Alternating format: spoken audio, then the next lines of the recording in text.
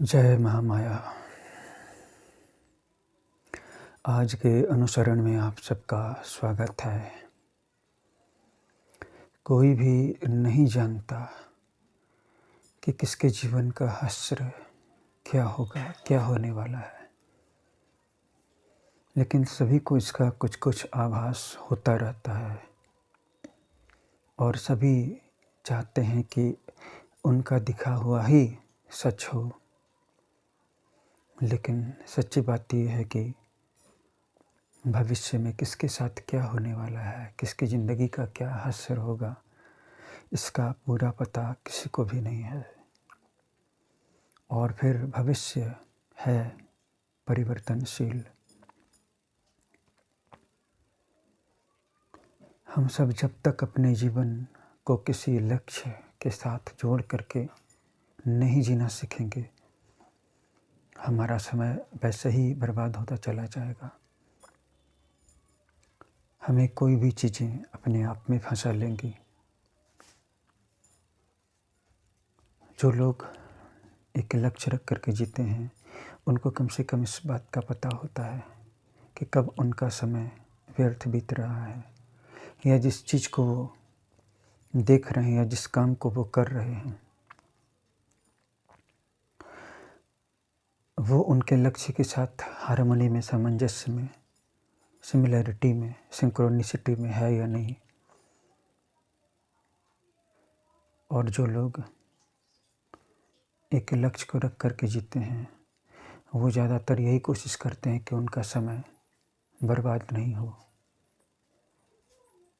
एक लक्ष्य का होना बहुत ज़रूरी है। इसलिए नहीं कि जीवन को इस चीज़ की ज़रूरत है, जीवन को इस चीज़ की आवश्यकता है, कतई नहीं। एक लक्ष्य की ज़रूरत है तो इसलिए है क्योंकि कम से कम वो हमारे इस मुंडन रियल में, इस मॉर्टल लाइफ में हमारे इस मुट्ठी भर समय को बर्बाद होने से रुकता तो है। लेकिन अगर हम कोई भी काम करेंगे और जैसा कि उस काम के बारे में सबको पता है कि इस काम के करने का ये परिणाम होगा, फिर भी निश्चित रूप से नहीं कहा जा सकता कि इसका अंतिम परिणाम यही होगा। एक किसान समय पर खेतों की सिंचाई करता है, बुआई करता है, लेकिन बहुत निश्चित रूप से ये नहीं कहा जा सकता कि उसकी फसलें अच्छी होंगी या पैदावार अच्छी होगी। एक व्यापारी एक दुकान खोलता है, निश्चित रूप से नहीं कहा जा सकता है कि उसका व्यापार बहुत अच्छे तरीके से चलेगा। भविष्य के बारे में किसी को भी पता नहीं है। मैं इस बात को कह रहा हूँ, मुझे भी नहीं पता है। आप इस बात को सुन रहे हैं, आपको भी नहीं पता है। भविष्य अनिश्चित ही नहीं है, अज्ञात भी है, और सिर्फ अज्ञात और अनिश्चित ही नहीं है बल्कि परिवर्तनशील भी है। अगर आपको कुछ दिख गया है, अगर आपके अंदर में भविष्य को जानने की सुगबुगाहट हो गई है, तो आपको भविष्य की एक छोटी सी झलक मिल सकती है। इस क्वांटम रियल में ऐसा क्या है जो असंभव है?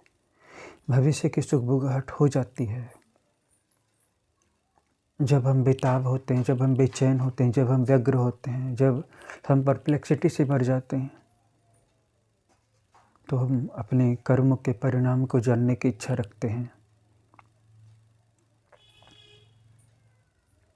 हम कोई कार्य करते हैं, उसका फल पाना चाहते हैं, जबकि श्रीमद् भगवद गीता में भगवान श्री कृष्ण ने स्पष्ट रूप से प्रारंभ में ही कह दिया है, कर्मण्येवाधिकारस्ते मा फलेषु कदाचन मा कर्मफल हेतुर्भुर्मा माते संगोष्ठनि कर्मणि।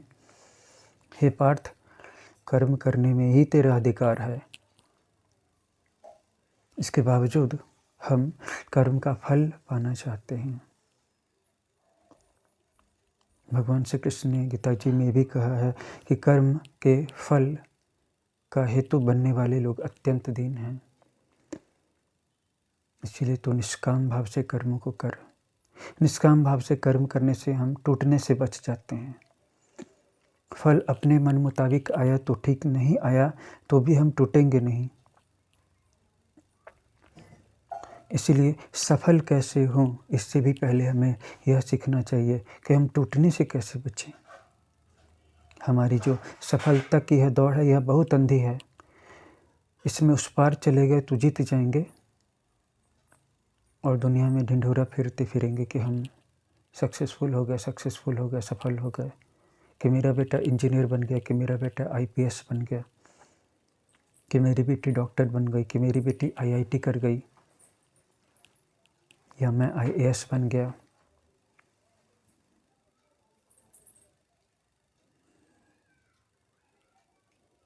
लेकिन अगर नहीं बना तो, अगर मैं आईएएस नहीं बना तो वहाँ पर मैं टूट ही नहीं जाऊँ। पहले यह सीखना बहुत ज़रूरी है।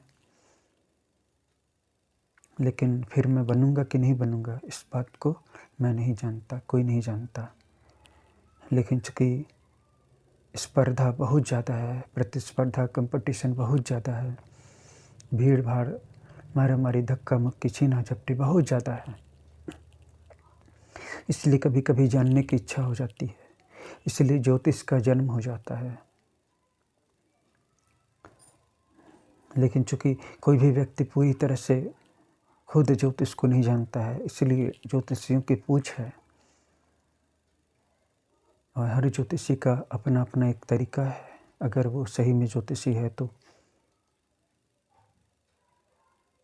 और ज्योतिष से परे, ज्योतिष के उच्चतर आयामों में, जहाँ पर हमें जन्म कुंडली देखने की ज़रूरत नहीं पड़ती है, हम वहाँ पर अपने सिक्स्थ सेंस को जगा करके, थर्ड आई को जगा करके फ्यूचर को देखने की कोशिश करते हैं, और जो दिखता है उस पर विश्वास भी करने लगते हैं। लेकिन क्या पता किसी आत्मा ने हमें वह दिखाया हो।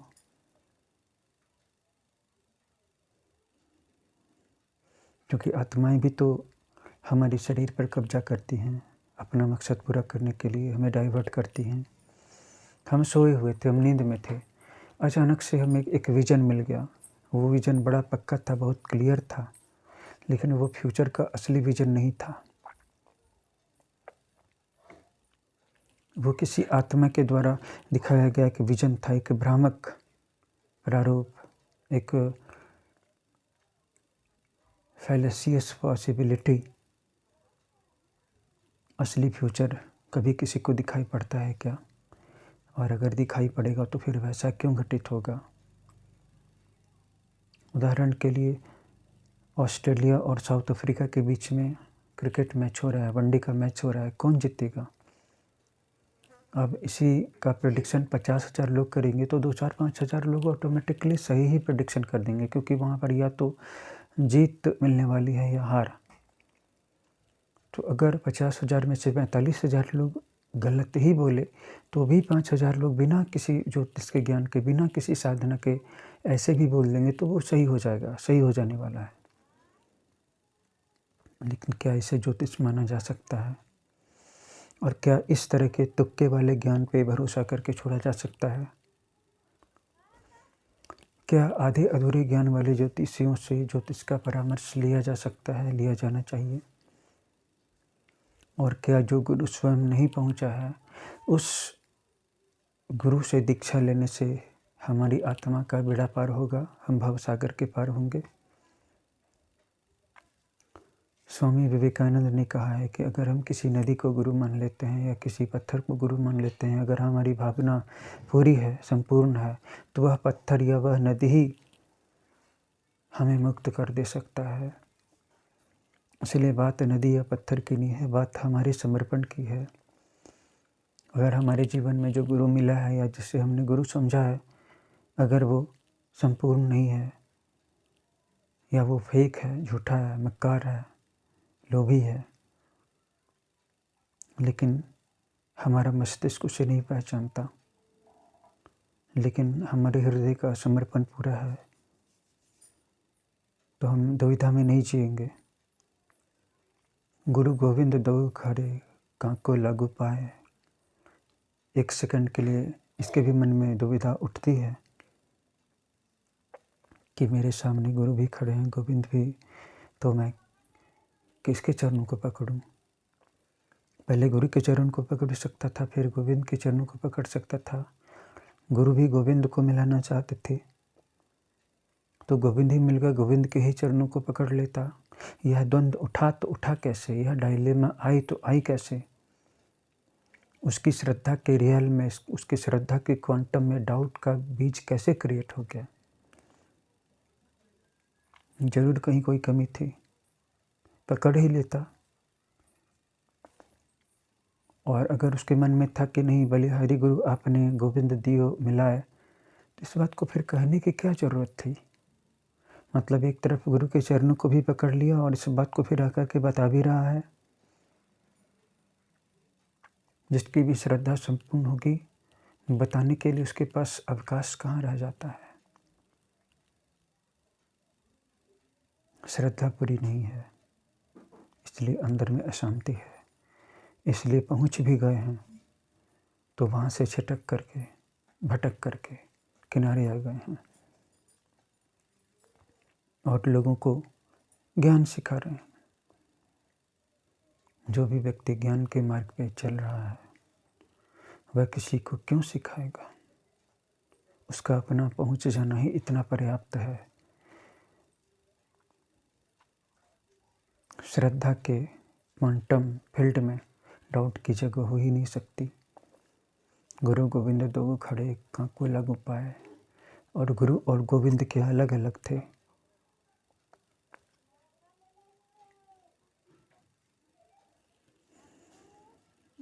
जब डाउट अपने ऊपर होता है तो अपने इष्ट के ऊपर भी हो जाता है, अपने गुरु के ऊपर भी हो जाता है।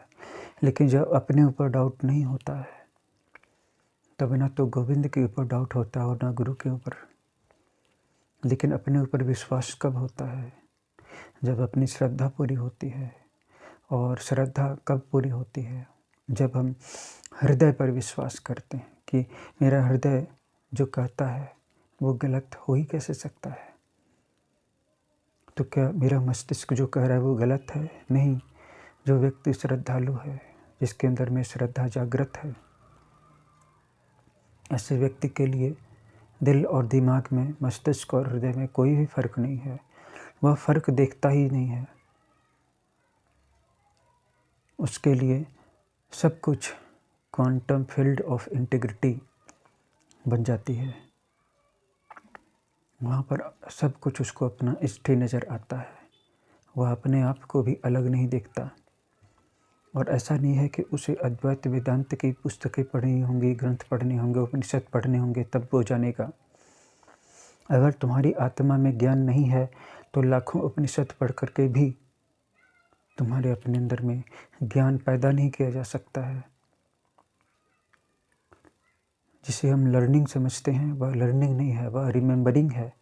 पहले तुम गीता पढ़ते हो, फिर उपनिषद पढ़ते हो, फिर पुराण पढ़ते हो, फिर वेद पढ़ते हो। इसके बाद तुम्हें रिमेंबरिंग होती है, क्योंकि तुम्हारे अंदर में जो ज्ञान था, ये उपनिषदों के वचन, ये आर्य सत्य, उसकी पुनर्स्मृति कराते हैं। कोई श्रद्धा सिखा नहीं सकता है और न ही कोई दूसरा गुरु मुक्ति दे सकता है। अगर मुक्ति के लिए जो करना चाहिए वो तुम खुद नहीं कर रहे हो, तो कोई दूसरा व्यक्ति तुमसे करवा भी नहीं सकता है। और जो करने की ज़रूरत है उसको अगर आज नहीं कर पा रहे हो, तो इस बात की पक्की गारंटी है कि कल भी नहीं कर पाओगे, परसों भी नहीं कर पाओगे, इस जन्म में भी नहीं कर पाओगे और किसी भी जन्म में नहीं कर पाओगे। तुम्हारे जीवन में जितनी भी बातें हैं सब सिर्फ एक अनुमान मात्र हैं, एक अंदाज़ा कि हाँ आज बारिश हो भी सकती है, इट माइट रेन टुडे। लेकिन बारिश होगी कि नहीं होगी इसके बारे में कोई भी नहीं बता सकता है, क्योंकि भविष्य इतना अनिश्चित है। भविष्य न सिर्फ अनिश्चित है बल्कि अज्ञात भी है। और सिर्फ अनिश्चित और अज्ञात ही नहीं है, खतरनाक भी है। इस भविष्य के सहारे पर जो लोग जीते हैं और वर्तमान में जो करना चाहिए वो नहीं करते हैं, जीवन एक छलावा बन जाता है, उनके हाथ से निकल जाता है, क्योंकि यह समय ही तो है। इसलिए जीवन में एक छोटा सा ही सही लेकिन लक्ष्य होना चाहिए। जैसे मैं अपने माता पिता की सेवा करूँगा, मैं अपने माता पिता को वो सारी चीज़ें दूँगा, धन दूँगा, संपत्ति दूँगा, प्रतिष्ठा दूँगा, यश दूँगा, सम्मान दूँगा। जिनके माता-पिता नहीं रह गए हैं या जिनके अंदर में सामर्थ्य है कि मैं अपने गुरु की सेवा करूँगा, मेरे गुरु के हर विश को मैं पूरा करूँगा, या मैं अपने धर्म की सेवा करूँगा, या मैं अपने भगवान के लिए एक और मंदिर बनाऊँगा। सारा संसार तो उन्हीं का मंदिर है, लेकिन मेरा दिल कहता है तो मेरे लिए उनके लिए एक मंदिर बनाना ही सही है। हमेशा अपने हृदय की आवाज़ सुननी चाहिए। भगवान अनंत है, वह सर्वव्यापी है, लेकिन ये बातें सिर्फ कहने से और पढ़ने से नहीं होंगी, इनका अनुभव भी करना होगा। ये बात सही है, कौन नहीं जानता है कि आत्मा अमर है, लेकिन इस बात का अनुभव भी करना होगा। जिन बातों का हम अनुभव नहीं करते, जिन बातों को अभी तुरंत अभ्यास में नहीं लाते, अभी तुरंत अमल में नहीं लाते, वे सारी बातें सिर्फ अनुमान मात्र हैं, मेयर स्पेकुलेशंस। हम बार बार स्पेकुलेट कर रहे हैं, किए जा रहे हैं कि हाँ कल आएगा तो मैं कल ये कर लूँगा, आज भर मैं नहीं कर पा रहा हूँ तो कल कर लूँगा, परसों कर लूँगा, अगले महीने से कर लूँगा, नया साल आ रहा है, 2025 में नहीं कर पाया, 2026 में कर लूँगा, हाँ मैं कर लूँगा। मुझे लगता है कि मेरे जीवन में सब कुछ ठीक हो जाएगा। जो काम मैं आज और अभी नहीं कर पा रहा हूँ, वो काम मैं कल भी नहीं कर पाऊँगा, और मैं उसे इटर्निटीज़ में भी नहीं कर पाऊँगा। और जो काम मैं अभी कर रहा हूँ, चाहे चाह करके करूँ, होशपूर्वक करूँ, विवेकपूर्वक करूँ, चुनाव करके करूँ कि नहीं, केवल इसी काम में मेरा निस्तार है, केवल इसी काम में मेरा उद्धार है, उसी काम को मैं कल भी करूँगा, परसों भी करूँगा, इस जन्म में भी करूँगा, आगे आने वाले जन्मों में भी करूँगा, इटर्निटीज में भी करूँगा। अगर मैं भगवान विष्णु का ध्यान अभी करता हूँ तो कल भी करूँगा, परसों भी करूँगा, इस जन्म में भी करूँगा, अगले जन्मों में भी करूँगा, और जन्मों के बाद भी करूँगा। मैं अगर अभी विष्णु भगवान के साथ हूँ तो मैं हर जन्म में विष्णु भगवान के साथ हूँ, और हर जन्म के बाद, जन्मांतर के बाद भी विष्णु भगवान के साथ ही हूँ, उन्हीं में हूँ।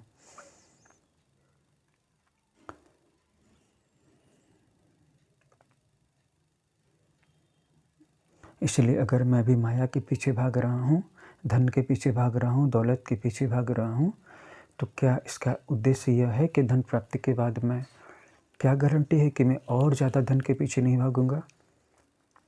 जिनके पास पहले से ही बहुत ज़्यादा पद है, जिनके पास पहले से ही बहुत ज़्यादा धन है, पद हैं, प्रतिष्ठा है, वो लोग तो और ज़्यादा धन के पीछे भाग रहे हैं। तो इस जन्म में भी वो धन के पीछे भागेंगे, अगले जन्म में भी वो धन के पीछे भागेंगे। ज़्यादा से ज़्यादा उनका जन्म मनुष्य योनि में ही होकर के रहेगा। कुछ लोगों का पतन हो जाएगा, कुछ लोग पशुओं की योनि में चले जाएंगे, कुत्तों की योनि में चले जाएंगे, बैल बन जाएंगे, बकरी बन जाएंगे, सांप बन जाएंगे, कुछ लोग राक्षस बन जाएंगे, कुछ लोग भूत प्रेत बन जाएंगे, कुछ लोग देव योनि में चले जाएंगे, और कुछ लोग मुक्त हो जाएंगे, और कुछ लोग मनुष्य ही बने रहेंगे। लेकिन एक्चुअल में किसके साथ क्या होगा ये कोई भी नहीं जानता। अगर मैं कहता हूँ कि मैं तुम्हारा भविष्य जानता हूँ, आओ मेरे चरणों की पूजा करो, आओ मेरा शिष्यत्व ग्रहण करो, मुझे अपना गुरु बना लो, और मैं तुम्हारा भविष्य देख कर तुमको बता दूंगा, और मेरे बताए हुए रास्ते से तुम्हारा कल्याण हो जाएगा, तो मैं गलत कहता हूँ। क्योंकि ये मैं भी नहीं जानता कि तुम अगले जन्म में क्या बनोगे। मैं तुम्हारे बारे में तो नहीं जानता, मैं अपने बारे में भी नहीं जानता, क्योंकि भविष्य बहुत निश्चित है और भविष्य बहुत खतरनाक है। इस भविष्य के खेल में जो भी उलझ गया बर्बाद होकर के ही निकलता है। इसलिए बड़े बड़े शास्त्रों में, बड़े बड़े संतों की वाणी में यही कहा गया है कि वर्तमान में जीना सीखो, और जो भी व्यक्ति कम से कम अभी से लेकर अगले 10 वर्ष तक सिर्फ वर्तमान में रहे, जैसे मैं यहाँ पर बैठा हूँ, मैं बोल रहा हूँ, अब 1 घंटे बाद क्या होगा, शाम को क्या होगा, कल सुबह क्या होगा, अगले साल क्या होगा, अगले महीने क्या होगा, इसकी मैं चिंता न करूँ। बस अभी जो मैं कर रहा हूँ इस काम में अपना ध्यान रखूँ, अपनी चेतना का अवधान रखूँ, तो मेरे जीवन की क्वालिटी बदल जाएगी और आने वाले कल में भी मैं जो काम करूँगा वो अच्छा ही होता चला जाएगा, क्योंकि चेतना में एक जादुई शक्ति है, एक अल्केमी है। अल्केमी का मतलब कि जो लोहे को भी सोने में बदल दे। यूनिवर्स कुछ लोगों को चुनता है, वो समाज, सोसाइटी, देश और दुनिया के हीरो बन जाते हैं। हर जगह उनकी पूछ होती है, हर जगह उनका नाम होता है, और वहीं कुछ लोग गुमनाम रहते हैं, विस्मृत हो जाते हैं। कोई नहीं जानता कि कौन हीरो बनेगा और कौन गुमनाम रहेगा, क्योंकि भविष्य इतना अनिश्चित है और कोई किसी और को बता भी नहीं सकता। हमारी चेतना में एक जादुई शक्ति है और ये अल्केमी हमारे अपने हाथों में, हमारी अपने हाथों के टच में है कि हम अपने आप के साथ इसका प्रयोग करें। और जो वर्तमान में जीता है उसकी चेतना का जादू वर्तमान में रह करके यहीं पर फूलों को खिला देता है, यहीं पर चीज़ों को संवार देता है, चीज़ों को सही कर देता है। ऐसा नहीं करके लोग दूसरों को बदलने की कोशिश कर रहे हैं, जबकि ज़िंदगी का सबसे पहला सूत्र यही है, कोई किसी को बदल नहीं सकता है। अगर मैं सोचता हूँ कि मैं तुमको कुछ अच्छी बातें बोल दूँगा या ये चीज़ दिखा दूँगा तो तुम सुधर जाओगे, बदल जाओगे, तो मैं कितनी बड़ी गलती में जी रहा हूँ।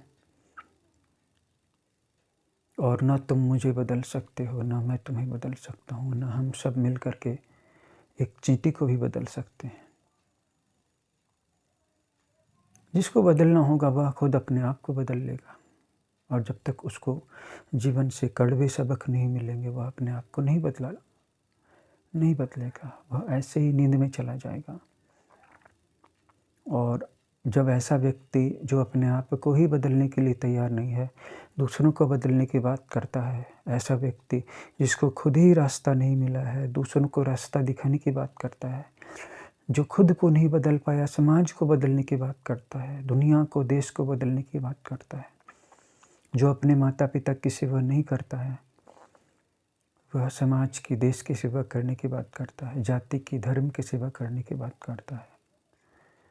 जो अपनी माता की, अपने वृद्ध पिता की अच्छी से सुश्रूषा सेवा नहीं करता है, वह मंदिर बनाने में चंदा देता है या मंदिर बनाने के लिए चंदा मांगता है, यज्ञ करवाने के लिए चंदा मांगता है, लेकिन अपने भाई या बहन को धक्के मार करके घर से बाहर निकाल देता है या उसकी संपत्ति हड़पने की फिराक में रहता है, अपनी बहन को धक्के मार करके घर से बाहर निकाल देता है।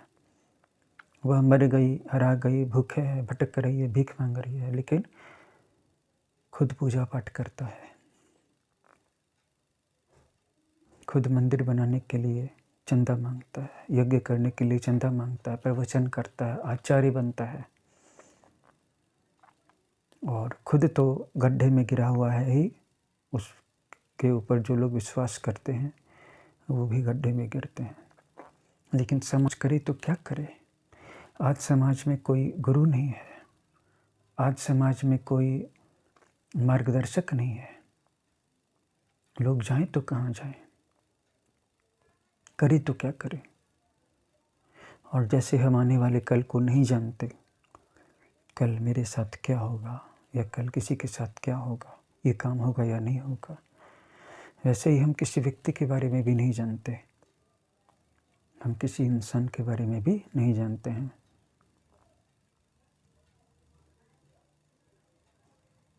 कि वह गुरु बनने के लायक है या नहीं है। और सब कुछ अंधेरे में ही है। हम जिस दुनिया में पैदा हुए हैं, यहाँ पर सब कुछ अंधेरे में ही है और सब कुछ रिस्क में ही है, सब कुछ खतरे में है। और खतरे में ही नहीं है, प्रचंड खतरे में है, एकदम कगार पर है। और अगर बहुत होश के साथ कदम न उठाए गए, बहुत फूंक फूंक करके कदम आगे न बढ़ाए गए, तो बर्बाद हो जाने की 100% संभावना है।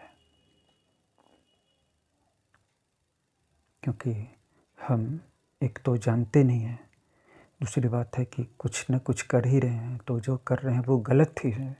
और जिस गलत काम को हम कर रहे हैं उस काम में सिवाय हमारी बर्बादी के और कोई संभावना नहीं है।